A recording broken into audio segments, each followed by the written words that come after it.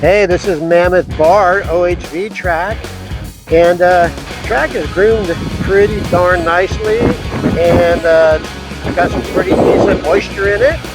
Turns are nice, jumps are nice. Great track, great little local track, loving it. Out here on the brand new Beta 450 RX, and this thing is killing it with this KYB suspension. Man, this bike, metal frame bike, and I'm used to riding aluminum frame bikes. I gotta tell you, it feels really solid in the turns. Like super responsive. Goes anywhere I want it to go. Plenty of power. Of course, I'm in braking mode right now, but man, plenty of power. I mean, I would say, as far as 450, it's one of the stronger motors out there. But overall, my first impression of this bike is this thing rocks.